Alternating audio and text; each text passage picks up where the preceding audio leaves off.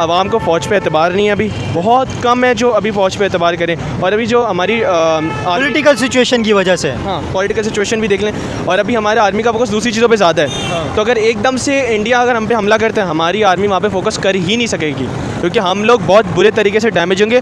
और जो बलूचिस्तान में हालात है, अवाम बहुत नाखुश है वहाँ पे भी। तो अगर इंडिया वहाँ पे भी हमला करते हैं, इंडिया काबिज़ हो सकता है अभी हम पे। इंडिया के बहुत ईजी एसेस है कि वो अभी हम पे काबिज़ हो जाए। पूरी दुनिया के अंदर अमेरिका क्या है, तो अमेरिका से कैसे ईरान टक्कर ले सकते हैं? अमेरिका की अभी वो जयशंकर भी पाकिस्तान में आ रहे हैं, जयशंकर इंडियन फॉरेन मिनिस्टर आ रहे हैं CO के कॉन्फ्रेंस के। ये अभी हफ्ता डेढ़ हफ्ता रह गया वहाँ। कारोबार अपनी जगह होना चाहिए, लड़ाई अपनी जगह होनी चाहिए। और जिस तरह चाइना इंडिया के भी रिलेशन ख़राब है, लेकिन आपको पता है कितने बड़ी इकोनॉमी उनकी, $100 बिलियन की ट्रेड होती है चाइना इंडिया की। वो लोग अपनी ट्रेड नहीं छोड़ते, जाहिर है मुल्क को भी तो चलाना है, पब्लिक को भी चलाना है। अब हमारी क्या करते हैं, पिछड़ जाते हैं। कश्मीर का इशू सारा गेम है, सब बैकग्राउंड में मिले में, और पीछे एक ही बंदा जो उन सबको लीड करता है। वो बंदे का कौन है ये बता दो। वो बंदा बता लिया, जो उठा के ले जाएंगे। देखो हमने बांग्लादेश, कश्मीर की वजह से बांग्लादेश को खो दिया, पाकिस्तान और इंडिया के ताल्लुकात अच्छे नहीं हो रहे, रीजन ग्रो नहीं कर रहा। तो आप नहीं समझते कि अभी इंडिया के साथ ताल्लुकात हमारे बेहतर हो जाने चाहिए? ये टाइम ऐसा आ गया। देखिए अगर जंग हो तो KP के खुद ही अलग होना चाहे। जैसे बांग्लादेश अपने हुकूक के लिए अलग हुआ था ना, तो KP के, क्योंकि KP के पठान कौम है, वो हैं जज्बाती, उनको मौका मिलेगा वो अलग हो ही जाएंगे। और बाकी जो हमारे मुल्क की हालत है, अगर जंग होती है तो टूटेगा तो पूरा मुल्क ही। तैयब उर्दगान ने क्या बात की पता है? उन्होंने कहा हम लोग इसराइल पे अटैक करेंगे, अपनी फ़ौजें भेजेंगे, लेकिन उसका इसराइल ने कोई 1% भी कोई असर नहीं लिए। तो उसके ऊपर कोई बातों से थोड़ी असर होता है। लेकिन मुझे जाने, मेरा इरादा US का है बायोटेक्नोलॉजी के लिए। हेलो गाइस, मेरा नाम हसन खान है, आप देख रहे हैं कंपैरिजन टीवी। इस वक्त हम लोग पाकिस्तानी पब्लिक से पूछ रहे हैं, जिस तरह रशिया यूक्रेन जंग हो रही है, 2-3 साल के अंदर चली गई है, और इसराइल वर्सेस अभी लिबनान जंग स्टार्ट हो गई है। इसराइल भी एक कंट्री है, लिबनान भी एक कंट्री है। ईरान वर्सेस इसराइल जंग जो हो रही है, और गज़ा फ़लस्तीन वर्सेस इसराइल जो जंग हो रही है, सालों साल चल गई है। और पाकिस्तान और इंडिया की जंग 3-4 मरतबा जंगें लड़ चुके हैं, और जंग के अंदर हमेशा पाकिस्तान को नुकसान ही हुआ है। अभी पाकिस्तानी पब्लिक से पूछेंगे, क्या अगर अभी इंडिया पाकिस्तान की जंग हो गई तो उस वक्त जंग के अंदर पाकिस्तानी पब्लिक का रिएक्शन क्या होगा? पाकिस्तानी पब्लिक उस जंग के अंदर किस तरह कंट्रीब्यूट करेगी? क्या पाकिस्तान कंट्रीब्यूट कर भी सकते हैं या नहीं कर सकते? आप क्या समझते हैं अगर जंग हो गई तो क्या करेगी पाकिस्तानी पब्लिक? अस्सलाम वालेकुम। सबसे पहले तो जो मैं देखता हूँ कि पाकिस्तानी पब्लिक, तो अभी मुझे लगता है कि जो सूरत हाल है माशी तौर पे हम लोग बहुत वीक हो चुके हैं, और जो हमारी इकोनॉमी अभी वो बहुत पीछे जा चुकी है। इंडिया के पास आपके रिजर्व में अबाउट मोर देन $500 बिलियन पड़े हुए हैं, और जब जंग होती है ना तो पैसा बहुत चलता है, और असलिया, और हमें पता है असलिया अमेरिका ज़रूर बेचता है। जिस दुनिया में जिधर जंग हो रही हो, अमेरिका सबसे बड़ा रोल प्ले करता है, वहाँ पे अपने असलियात बेचता है, जितना भी असला वो बेचता है। तो पाकिस्तान वेपन इंडस्ट्री अमेरिका की बहुत बड़ी है, वो लार्ज स्केल पे काम करता है वेपन्स का। उनका जो बेसिक काम है, अभी अमेरिका की इकोनॉमी डाउन क्यों जा रही है? क्योंकि दुनिया में जब जंग कम हो रही थी, अमेरिका की इकोनॉमी डाउन जा रही थी। जैसी जंगें स्टार्ट हुई, अमेरिका ने अपना असला बेचना स्टार्ट कर दिया। रशिया और यूक्रेन की जंग में अमेरिका ने दनादन अपना वेपन बेचा है। जब पाकिस्तान और इंडिया की जंग होगी, इसका बेनिफिशरी अमेरिका होगा, डायरेक्टली इनडायरेक्टली हर तरीके से वो अमेरिका इसका बेनिफिशरी होगा। अब पाकिस्तान और इंडिया का ये होगा, हमारी पब्लिक तो अभी जितना, और जब भी किसी मुल्कों में जंग होती है ना, पैसा सबसे पहला रोल करता है और मुल्क की स्टेबिलिटी दूसरा रोल प्ले करती है। अभी हमारी मुल्क की स्टेबिलिटी, पॉलिटिकल इंस्टेबिलिटी, आवाम को फ़ौज पे एतबार नहीं है, अभी बहुत कम है जो अभी फ़ौज पे एतबार करें। और अभी जो हमारी पॉलिटिकल सिचुएशन की वजह से, हाँ पॉलिटिकल सिचुएशन भी देख लें, और अभी हमारे आर्मी का फोकस दूसरी चीज़ों पे ज़्यादा है। तो अगर एकदम से इंडिया अगर हम पे हमला करते हैं, हमारी आर्मी वहाँ पे फोकस कर ही नहीं सकेगी, क्योंकि हम लोग बहुत बुरे तरीके से डैमेज होंगे। और जो बलूचिस्तान में हालात है, अवाम बहुत नाखुश है वहाँ पे भी। तो अगर इंडिया वहाँ पे भी हमला करते हैं, इंडिया काबिज़ हो सकता है अभी हम पे। इंडिया के बहुत ईजी एसेस है कि वो अभी हम पे काबिज़ हो जाए, और इसका फ़ायदा US को ज़रूर होगा। अभी पाकिस्तान बहुत बुरी हालात में है, पाकिस्तान को अपनी इकोनॉमी पे फोकस करने की बहुत ज़रूरत है, बेहद ज़रूरत है। तभी इंडिया और पाकिस्तान की जंग में पाकिस्तान को कोई फ़ायदा होगा, वरना अभी तो जो हालात हैं उसमें लगता नहीं है कि पाकिस्तान कुछ कर पाएगा इंडिया के साथ जंग में। सही। जो 1965 के अंदर जंग हुई थी, उस वक्त पाकिस्तान का पीक टाइम था। वो उस वक्त कहा जा रहा था कि पाकिस्तान एक एशिया का टाइगर बनने की दौड़ के अंदर शामिल था। इंडिया से भी बहुत आगे था, ये भी एक टाइम था, इंडिया से बहुत आगे था पाकिस्तान। उस वक्त पाकिस्तान को बड़ा टफ टाइम मिला है। उस वक्त अमेरिका बहुत क्लोज एलाई था पाकिस्तान का। तो आप क्या समझते हैं इस वक्त पाकिस्तान को क्या क्या नुकसान हो सकते हैं? मतलब कौन सा इलाका पाकिस्तान के हाथ से जा सकता है, या किस तरह के मोटे मोटे क्या डैमेज होंगे जंग से? अभी सबसे पहला तो कश्मीर पे हमारी कितनी लंबी जंग चलती आ रही है। बांग्लादेश आधा मुल्क कश्मीर की वजह से गया है, मुल्क चला गया। अब कश्मीर के जो हालात है ना, वहाँ पे इंडिया ना बहुत अपनी फ़ौज बेच के ना बार बार लोगों को वहाँ पे मारता रहता है, हर थोड़े अरसे में वो मारता रहता है। लेकिन अभी तो वहाँ की पब्लिक का माइंड सेट बहुत चेंज हो गया। अभी इलेक्शन हुए कश्मीर में, तो वो अभी थोड़ा इंडिया के पॉलिटिकल सिस्टम के अंदर आ गए। पहले थी इस तरह की सिचुएशन। पहले ऐसी सिचुएशन थी भी नहीं भी थी, बीच में लोग चलते थे, कभी उस तरफ चले जाते थे, कभी इस तरफ आते थे, जिधर ज़्यादा फ़ायदा मिल रहा होता था उस तरफ होते थे। लेकिन अभी जो हालात है, कश्मीर तो कुछ भी नहीं कह सकते, कश्मीर के हाल से कुछ भी नहीं कह सकते, क्योंकि यूएस ने ये मसला दिया ही इसलिए था कि इंडिया और पाकिस्तान में कशमकश चलती रहे। ये ब्रिटिश ने दिया था, ब्रिटिश ने किया था, जान के किया था कि इंडिया और पाकिस्तान कभी इस तरीके से ना हो कि रीजन ग्रो ही ना करे। ज़ाहिर एक तरीका होता है इनके स्लेवरी बनाने का। पाकिस्तान को जब आज़ाद किया था, अब में हम लोग एक बात मानते हैं कि पाकिस्तान सेपरेशन और इंडिपेंडेंस में बहुत फ़र्क है। Pakistan was separated from India, not got independence from India. Pakistan independent अभी भी नहीं है। तो आप कह रहे हैं ना कि पाकिस्तान और अगर इंडिया की जंग होती है, हमारा सबसे पहले इलाका कौन सा जाएगा? जो मुझे लगता है ना, जो सबसे पहले इलाका हमसे अलग होने के चांसेस ज़्यादा हैं वो है बलूचिस्तान, क्योंकि लेकिन बलूचिस्तान अगर जियोग्राफी देखें, इंडिया का बॉर्डर बिल्कुल उस तरफ लगता है, बलूचिस्तान बिल्कुल अलग है। जब बांग्लादेश की लड़ाई हुई थी तो बांग्लादेश के इर्द गिर्द पूरा इंडिया का बॉर्डर था। तो इंडिया अगर एयरफोर्स अगर काम करे इंडिया की या नेवी तो उस तरह हो सकता है, लेकिन जियोग्राफी में बहुत अलग है। अगर हम लोग एक और इस पर अगर इस एक्सपेक्ट से बात करें तो केपी के मेरा ख्याल है केपी के उस साइड पर आता है, और केपी के में ना पब्लिक जो है ना वो बिल्कुल एक तरफ हुई हुई है, वो बाकियों को बहुत बुरा समझते हैं। तो ये हो सकता है कि अगर जंग हो तो केपी के खुद ही अलग होना चाहे, जैसे बांग्लादेश अपने हकूक़ के लिए अलग हुआ था ना, केपी के, क्योंकि केपी के पठान कौम है, वो हैं जज्बाती, उनको मौका मिलेगा वो अलग हो ही जाएंगे। और बाकी जो हमारे मुल्क की हालत है, अगर जंग होती है तो टूटेगा तो पूरा मुल्क ही। हम ऐसी दुआ करते हैं कि ऐसी जंग ना हो, पाकिस्तान स्टेबल हो। हमें तो यही उम्मीद है कि पाकिस्तान आगे जाए, लेकिन आगे जाने के लिए ना सबसे पहले आपको ना लोगों को उनका राइट देना पड़ेगा। तो जब इतने मसाइल हैं पाकिस्तान के, तो हमारे हुक्मरान, इस्टेब्लिशमेंट, इवन के पब्लिक भी हमारी बहुत हेट करती है इंडिया से, तो पब्लिक क्यों नहीं चाहती है कि इंडिया के साथ हमारे ताल्लुकात अच्छे हो जाएं? कश्मीर का एक क्यों लेके बैठे हुए कि कश्मीर चाहिए, कश्मीर चाहिए, कश्मीर चाहिए? तो हमने बांग्लादेश, कश्मीर की वजह से बांग्लादेश को खो दिया, पाकिस्तान और इंडिया के ताल्लुकात अच्छे नहीं हो रहे, रीजन ग्रो नहीं कर रहा। तो आप नहीं समझते कि अभी इंडिया के साथ ताल्लुकात हमारे बेहतर हो जाने चाहिए? ये टाइम ऐसा आ गया। आप कह रहे हैं ना कश्मीर की वजह से बांग्लादेश हमसे टूटा, कश्मीर की वजह से बेसिकली उसको ब्लेम करना, टोटली ब्लेम करना गलत होगा। हमारे खुद की अंदर की जो हमारी पॉलिटिक्स थी, हमारे जो हमें पता है कि जनरल याया खान ने क्या किया था उस टाइम पे। उसके शेख मुजीबुर रहमान की कितनी ज़्यादा सीट्स थी? मेरा ख्याल है 176 सीट्स थी और भुट्टो की सिर्फ 81 थी। तो इस तरीके से किसी दूसरी हुकूमत को आप पावर दे दोगे, ये तो गलत है ना। और इसकी वजह से हमेशा ये चीज़ें होती हैं। अगर अभी भी तो यही हो रहा है ना, अभी भी यही हो रहा है कि पीटीआई सीधा सीधा वोट से जीत रही थी, और आपके कोर्ट ने जो फैसला दिया था इसके वो निशान छीनने का, बाद में क्या कहा, हमने पार्टी ख़त्म नहीं की थी, हमने सिर्फ निशान खींचा था। जब ये हो रहा था तब बेसिकली क्या आप सो रहे थे बिस्तर पे? ये तो कोई बात नहीं हुई ना, सब मिली भगत है। और जैसे जब इमरान खान पावर से हटा था तो उसने एक बात कही थी, सारे बैकग्राउंड में मिले हुए, तो हम सबको एक बात पता है, सारे बैकग्राउंड मिले, जब मिले हुए हो तो मिलके सही से चल लो ना यार। सही से क्यों नहीं चलते? लड़ाइयाँ क्यों करते हो? सारा गेम है, सब बैकग्राउंड में मिले हुए और पीछे एक ही बंदा जो उन सबको लीड करता है। वो बंदे का कौन है ये बता दो। वो बंदा बता लिया, वो जो उठा के ले जाएंगे। देखो मेरी बात सुने, अभी काफ़ी सारे लोग इस तरह की बात नहीं भी करते, लेकिन ज़ाहिर हर किसी को पता है पाकिस्तान का निज़ाम कौन चलाता है। आप क्या समझते हैं ये पाकिस्तान के जो मसाइल हैं इनके पीछे ज़िम्मेदार कौन है? एक की पॉइंट क्या चीज़ है जिस वजह से पाकिस्तान के मसाइल निकल नहीं पा रहे? हालांकि पाकिस्तान के अंदर पोटेंशियल है, ये तो सबको पता है। यहाँ पे नेचुरल चीज़ें भी बहुत हैं। अभी आप देखो रैकेट का, जिस तरह बलूचिस्तान के अंदर $1 ट्रिलियन के वहाँ पे सोना पड़ा हुआ है, $1 ट्रिलियन का। सिर्फ गोल्ड की बात कर रहा हूँ, और जो माइंस वगैरह हैं वो अलग हैं, और बहुत चीज़ें हैं, बहुत रिजर्व्स हैं हमारे पास। ये तो हमें पता है, कॉटन इंडस्ट्री हमारी सबसे आगे है, और भी यहाँ से बहुत कॉटन है वैसे। अच्छा, अगर आप देखें ज़िम्मेदारी पे जाएँ, लोग वैसे कहेंगे सारे कि आर्मी को ब्लेम कर देंगे, लेकिन मुझे ऐसा लगता है हमें अपनी आवाम को ब्लेम करना चाहिए। आप एक पेज पे क्यों नहीं आते? एक पेज पे आके इनको बोलो ना। आप अलग अलग बंटवारों में जाओगे तो आपको मारेंगे, ज़ाहिर है मारेंगे। अब बताएं, अगर एक उम्मत जाएगी और किसी के खिलाफ खड़ी होगी तो वो ज़्यादा स्ट्रॉन्ग होगी, कि आप बंटवारे में एक इधर से चला जाए, एक उधर से चला जाए, मारेंगे ही ना, ज़ाहिर है। और हमेशा पावर में वो होता है जिसके पास बंदूकें, असलहा होता है। पावर में वो होता है, ज़ाहिर है आप पब्लिक के पास हर किसी का असलहा थोड़ी होता है। आप सामने से असलहा होगा, वो क्या करेगी? लेकिन अगर आप एक लार्जर अमाउंट में होगे तब वो कोई कुछ भी नहीं कह सकता।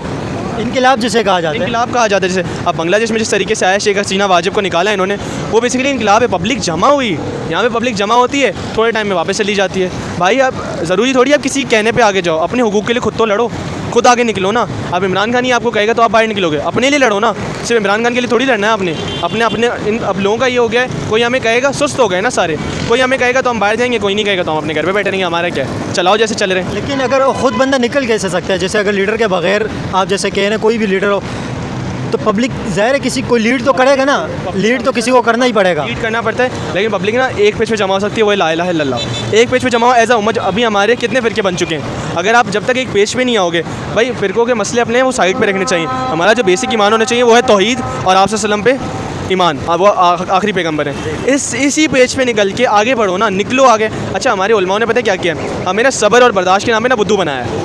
हमें कहते हैं कि अगर कोई कर रहा है बर्दाश्त करो। भाई बर्दाश्त एक लिमिट तक होता है। जब आपको कोई खिलाफ कर रहा है, आपके हुकूक मार रहा है, तब बर्दाश्त आप पे वाजिब नहीं है, तब आप पे जिहाद वाजिब है। जिहाद करो उसके खिलाफ, हुकूक मार रहे हैं आपके। तो बेसिकली पाकिस्तान का मसला यही है कि हमारी जो आवाम है वो एक पेज पे खड़ी नहीं होना चाहती। कभी कोई निकलता है, कभी कोई निकलता है, ऐसे बंटवारों में नहीं चलती। हमेशा आपको एक पेज पे आना होता है। सही है। अच्छा, लास्ट में अगर कोई मैसेज देना चाहे पब्लिक को, इंडिया, पाकिस्तान या बांग्लादेश या UAE, जहाँ से भी लोग देख रहे हैं, तो क्या मैसेज देंगे लास्ट में?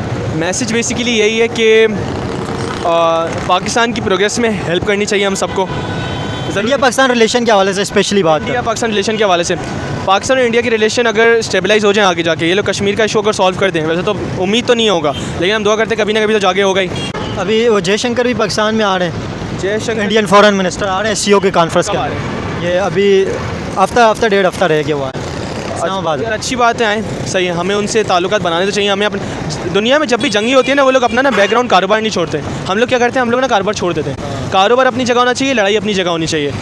और जिस तरह चाइना इंडिया के भी रिलेशन ख़राब है, लेकिन आपको पता है कितनी बड़ी इकोनॉमी उनकी, $100 बिलियन की ट्रेड होती है चाइना इंडिया वो की। लोग अपनी ट्रेड नहीं छोड़ते। ज़ाहिर है मुल्क को भी तो चलाना है, पब्लिक को भी चलाना है। अब हमारी क्या करते हैं, पीछे हट जाते हैं। कश्मीर का इशू सॉल्व करो, लेकिन कोशिश ही नहीं करते। आपको पता है, आपने नोटिस किया होगा, सब आगे बातें करते हैं, फोरम पे बातें करते हैं। काम वो वाला करते हैं, बातें वो करते हैं कि जो नामुमकिन वाली बातें होती हैं। अभी आपको देखो, इंडिया पाकिस्तान के पास, दोनों के पास एक जो रियलिटी है, मैं ये बात बता दूं कि दोनों के पास एटॉमिक बम है।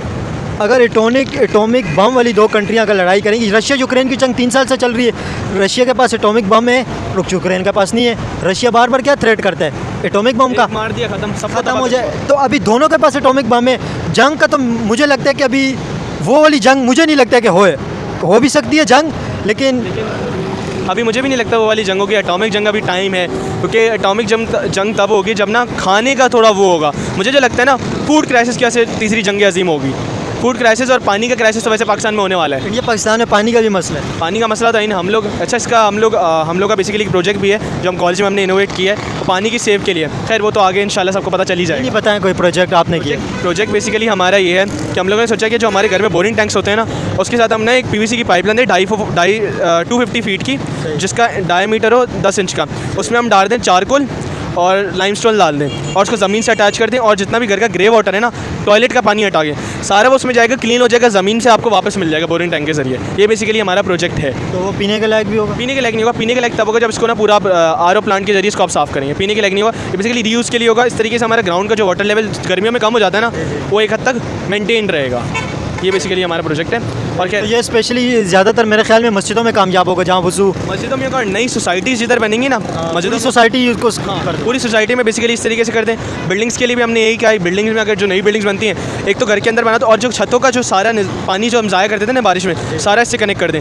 दूसरा, बारिश का जो पानी हम लोग रोड्स पे ना ऐसे पाइप्स दे दें, एंड्स पे, कॉर्नर्स पे, ऐसे एक डिस्टेंस से पाइप्स बना दें। सारा बारिश का पानी भी, ज़मीन हमारी ख़राब नहीं होगी, सारा बारिश का पानी ज़मीनों में जाएगा और हमें वापस मिल जाएगा। ये बेसिकली हमारा आइडिया है। तो मतलब इस पर आपने किस हद तक काम किया, कहाँ तक काम किया, और ये आप कॉलेज के थ्रू कर रहे हैं या कैसे कर रहे हैं? ये हम कॉलेज के थ्रू करें। हमारे कॉलेज में रिसर्च अथॉन हुआ था, जिसमें हमारी सेकंड पोजीशन आई थी इस प्रोजेक्ट के साथ। और आपकी सेकंड पोजीशन आई थी? हमारे इस प्रोजेक्ट की सेकंड पोजीशन आई थी, और हम इसको हमारे कॉलेज की तरफ से एक क्लाइमेट चेंज एक हो रहा है और एक EC हो रहा है, inter challenge prize contest Pakistan में हो रहा है, तो हम उसमें भी इसको लेके जाने। बिजनेस आइडिया बेसिकली इससे जो फ़ायदा होगा वो ये है कि हमारी आपकी बोरिंग की जो कॉस्ट है वो डबल हो जाएगी, लेकिन पानी भी आपका डबल हो जाएगा। ये आपका फ़ायदा होगा, एक हद तक आपका पानी का इशू ख़त्म हो जाएगा। अच्छा, जो बेसिकली हम पहले बात कर रहे थे तीसरी जंग अजीम की, जो एटॉमिक जंग होगी, वो अभी तो बेसिकली होती हुई नज़र नहीं आ रही, लेकिन जो हालात, अच्छा जो ईरान ने जो हमला किया ना, जो मेरा अभी ज़रूरी नहीं है कि मैं सही हूँ, लेकिन मुझे ऐसा लगता है ये मिली भगत है, क्योंकि ईरान और इसराइल का मिली भगत है। क्योंकि अगर इसराइल हमला करता है और ईरान इस तरीके से हमला करता है, वो बेसिकली डैमेजेस कर रहे हो भाई। उसने इतने लोगों को मारा है, ख़त्म करो ना यार उसको। ये छोटे छोटे अटैक करके क्या मिलेगा यार? अभी देखो, ये आपने जो बात की है ना, ये बहुत सारे लोगों से ये मैंने बात सुनी है, पब्लिक इंटरव्यू के लिए मैं अक्सर जाता हूँ, तो ये मुझे नहीं लगता कि ये आप जो बात कर रहे हो ना, ये बात काफ़ी सारे, अगर मैं आपको थोड़ा सा खुल के बात करूँ, ये काफ़ी सारे मैंने मौलवियों से ये बात सुनी है। ये फ़िरका परस्ती की वजह से ये बात की जाती है कि कुछ आपको पता होगा, आप तो ज़ाहिर है पाकिस्तान के अंदर रहते तो आपको हर चीज़ का पता होगा। तो इंडिया जो ईरान के साथ थोड़ा मसलकी इशू है, तो ये काफ़ी सारे मौलवी इस तरह की बात करते हैं। लेकिन अभी देखें आप, मैं आपको एक बात बताता हूँ, लिबनान में हिज़्बुल्लाह को कौन सपोर्ट कर रहा है? ईरान कर रहा है। हमास को कौन सपोर्ट कर रहा है? ईरान कर रहा है। फिर दूसरी बात, ईरान खुल के इस वजह से हमला नहीं कर सकता कि ज़ाहिर है ईरान हमला करेगा। ईरान के पास पहले से ईरान के ऊपर काफ़ी सारे बैन लगे हुए हैं, और इसराइल के साथ अमेरिका, पूरा यूरोपीय यूनियन, नेटो, अमेरिका ने अपने बेड़े बेड़ी भेजे हुए, तो ईरान के अंदर वो पावर ही नहीं है कि वो मुकाबला कर सके। आपकी बात ये तो वैसे बिल्कुल दुरुस्त है, लेकिन मेरा वो ऐसा नहीं कि मैं कन्फर्म हूँ, मेरी गलती भी हो सकती है, लेकिन मुझे ऐसा लगता है कि जितना कंट्रोल यूएस का हम सब पे है ना, तो जो हमें यूएस ऑर्डर देता है ना कि तुम ये कर लो, इधर से हम लोग ये करवा देंगे, तो वो ऐसा फील आती है कि मिली भगत है। फिर में कोई ऐसा मेरा वो नहीं है शियाओं से। नहीं, वो आपकी बात सही है, लेकिन आपने ये बात कहाँ से सुनी है? ये बता दें। कहीं सुनी, मेरा खुद का एक आइडिया है, क्योंकि मैं अच्छा, आपने अपने से बताइए, कहीं से सुनी तो नहीं है? हाँ, फिर सही है। मैंने, क्योंकि मैं कभी भी किसी की सुनता नहीं हूँ, मैं हमेशा ना फैक्ट्स पे। फिर तो कोई मसला नहीं है, मैं समझा शायद आप किसी से इन्फ्लुएंस करेंगे। मैं तो हमेशा फैक्ट्स पे बिलीव करता हूँ, फैक्ट्स एंड फिगर्स में। अब जो मैंने पढ़ा है और जो मैं देख रहा हूँ ना, जो नज़र आता है बज़ाहिर यही आता है हमेशा कि इजराइल के बैंक पे यूएस है, इजराइल अपनी चलाता है, कभी कभी हमेशा ही अपनी चलाता है, लेकिन जब दूसरा कोई कर रहा होता है ना, तो वो पीछे से यूएस उसको कहीं ना कहीं बैक कर रहा होता है, और फिर यूएस ही इजराइल को पैसा देता है कि वापस मारो। तो ऐसी थोड़ी सी फील आती है कि अमेरिका ही हर चीज़ कर रहा है हर तरफ से। तो ज़ाहिर है, अभी ईरान ने पिछली मरतबा अप्रैल के अंदर जब अटैक किया था, तो आपको पता है ईरान ने पहले यूएस को इन्फॉर्म किया था कि हम लोग इसराइल पे अटैक करने वाले हैं। यही तो बात है। ये अमेरिका की पावर इतनी ज़्यादा है, ये आपको मैं बता दूं, चाइना के पूरे गिर्द अमेरिका घुमा हुआ है। अमेरिका के आपको पता है दुनिया के अंदर इतने ज़्यादा अड्डे हैं, पूरी दुनिया के अंदर तकरीबन कोई लगभग 1500 के करीब, मुझे सही फिगर नहीं पता है, लेकिन इतने हैं पूरी दुनिया के अंदर अमेरिका के अड्डे हैं। तो अमेरिका से कैसे ईरान टक्कर ले सकते हैं? अमेरिका की बैक के ऊपर इसराइल की बैक के ऊपर अमेरिका है। अमेरिका से तो अभी कोई भी टक्कर नहीं ले सकता, क्योंकि अमेरिका ना, अब अमेरिका बेसिकली वो है कि वो राजा है अभी का। अगर कोई भी उस पर हमला करिए, कोई दुनिया का किंग अगर कह लें तो बात बुरी गलत नहीं होगी, क्योंकि अगर आप कोई भी कुछ भी करेगा ना, कोई भी आपस में लड़ेगा। अमेरिका अपने दोस्तों पे कभी बैन्स नहीं लगाता, वो हमेशा कोई मुस्लिम कंट्री कर रही हो ना, वो फ़ौरन बैन लगा देगा। तुर्की पे 100 साल का बैन लगा हुआ था पिछले दिन, तो तेल नहीं निकाल सकता वो 2023 तक। अभी मेरे ख्याल 2023 से उसको इजाज़त मिली है, जो उसका एग्रीमेंट था वो ख़त्म हुआ है। अच्छा, आप कह रहे हैं मुस्लिम कंट्री की आपने बात की, थोड़ा सा मैं आपकी बात टोक रहा हूँ। फ़लस्तीन के मामले पे मुस्लिम मुल्क आपको लगता है कि जो उनका हक बनता है उस तरह का किरदार अदा कर रहे हैं? फ़लस्तीन के मामले में मुझे तो लगता है कि कोई भी कंट्री अपना रोल अदा नहीं करी, क्योंकि फ़लस्तीन के लिए किसी ने बस, हमने यूएन में जा, शहबाज शरीफ ने भी यूएन में जाके बस बात कर दी, वो भी मुझे उस बात में ना थोड़ी वो नहीं लगी, पावर नहीं लगी, थोड़ी पावर कम। बात में तैयब उर्दगान ने क्या बात की पता है? उन्होंने कहा है हम लोग इसराइल पे अटैक करेंगे, अपनी फ़ौजें भेजेंगे, लेकिन उसका इसराइल ने कोई 1% भी कोई असर नहीं लिया। उसके ऊपर कोई बातों से थोड़ी असर होता है। यही तो बात है, बातों से कभी भी भाई, वो जब हाथ चला रहे हैं तो आप लातों के भूत बातों से नहीं मानते कभी भी, ये एक मशहूर कहावत है। तो जब वो अटैक कर करके मार रहे हैं, अच्छा सबसे बड़ी मिसाल ये थी जब गाज़ा में पहला अटैक हुआ था ना, तब सब ने सिर्फ बातें की, कुछ अमल नहीं किया। आपको फ़ौरन इजराइल पे अटैक करना चाहिए था। एक अटैक हुआ था ग्वादर, फ़लस्तीन पे जब हुआ था, फ़लस्तीन में गज़ा में जब पहला अटैक किया था ये इसराइल ने, जब गज़ा ने पहला हमला किया था, फिर उन्होंने बैक किया था। वो गज़ा ने बेसिकली किया इसलिए था क्योंकि वो मजलूम हो चुके थे, उनके पास कोई अब चारा ही नहीं था कि अब हम क्या करें, ये तो हमें मारी गई। तो इसलिए उन्होंने क्या, जब उस वक्त इसराइल ने किया, तब सारी दुनिया को रिटेलिएट करना चाहिए था। किसी ने रिटेलिएट नहीं किया, सब खामोश रहे, अपने घरों में बंद रहे। अच्छा, हमारे मुल्क ने भी कुछ नहीं किया। हमारे मुल्क में अब जाके शहबाज शरीफ ने बात की है फ़लस्तीनियों के लिए, वरना कब से बात कहाँ हो रही थी। हमारे आर्मी चीफ पेज पे ही नहीं है, मेन पेज पे कहीं नज़र नहीं है फ़लस्तीनियों के लिए कभी आवाज़ की हो। और सारी दुनिया, अब मैंने वही बात, हम लोग होते हैं कंट्रोल्ड अब काफिर से, हम तकरीबन सारे मुस्लिम कंट्रीज़ यूएस के कंट्रोल में, सऊदी अरेबिया ले लें, यूएई ले लें, सभी तकरीबन। तो जब सारी कंट्रोल उसके, तो करेगा कौन करेगा? और हमारे अगेंस्ट कैसे जाएंगे? हमारी जो हालत है, हम तो कर भी नहीं सकते। आज पैसा ही नहीं है, हम लोग करेंगे, हमें वो आगे से वो जो हमारे करेंगे हम बर्दाश्त नहीं कर सकेंगे। बहुत बुरे हालात हैं हमारे। थोड़ा सा अपना नाम और तारुफ बता दें। मेरा नाम मोहम्मद बिलाल है और मैं आगा खान कॉलेज में पढ़ता हूँ। अभी मैं सेकेंड ईयर प्री मेडिकल पढ़ रहा हूँ। आगे इंशाल्लाह मेरा बायोटेक्नोलॉजी की तरफ जाने का इरादा है। और मेरी मेडिकल पढ़ रहे हैं? मैं मेडिकल पढ़ रहा हूँ अभी मैं। आगे मेरे पास सब 2 ऑप्शन है, या तो मैं MBBS करूँ या मैं बायोटेक्नोलॉजी की तरफ जाऊँ। मेरा तो ज़्यादा बाहर जाने का ही है, लेकिन पाकिस्तान की जो हालत है, वीज़ा मिलने के कितने मुश्किल इशूज़ हो चुके हैं। अब मेरा भाई जर्मनी जाना चाहता था, लेकिन उसके वीज़ा के रिजेक्शन के चांसेस ज़्यादा थे, तो रिजेक्ट हो गया। मास्टर्स वालों को ज़्यादा मिला जर्मनी के लिए, लेकिन मुझे जाने, मेरा इरादा US का है बायोटेक्नोलॉजी के लिए। अब देखते हैं क्या बनता है, अभी कोई तो नहीं है। ग्रेजुएशन के बाद तो बाहर चांस ज़्यादा बढ़ जाते हैं। हाँ, ग्रेजुएशन के बाद ज़्यादा चांस बढ़ जाता है। ज़्यादातर लोग यहाँ से ना इंटर के बाद अप्लाई करते हैं, तो आपके भाई ने मेरे ख्याल में इंटर के बाद अप्लाई किया होगा। मेरे भाई इंटर के बाद बहुत रिजेक्ट हो रहे हैं यहाँ। हाँ, इंटर के बाद बहुत रिजेक्ट हुआ है। मेरे भाई का भी जर्मनी का रिजेक्ट हो गया। अब मुझे बायोटेक्नोलॉजी पढ़नी है। पाकिस्तान में उस तरीके से वो सहूलियात नहीं है बायोटेक्नोलॉजी के लिए, और बाहर बहुत तेज़ी से ग्रो कर रही है, हम सबको पता है। बायोटेक्नोलॉजी जैसे आईटी बाहर बहुत ग्रो करके पाकिस्तान में आई है, ये बायोटेक्नोलॉजी वहाँ पे ग्रो करी है और एकदम से पाकिस्तान में आएगी, लेकिन तब तक बहुत देर हो जाएगी। मैं तो शायद मेरा तो ग्रेजुएशन भी शायद इंशाल्लाह कंप्लीट हो जाएगी, अल्लाह ने चाहा तो। लेकिन मेरी उम्मीद ये है कि मैं अपनी पढ़ाई मुकम्मल करके, इंटर मुकम्मल करके मैं बाहर जाने की करूँ बायोटेक्नोलॉजी के लिए। सही।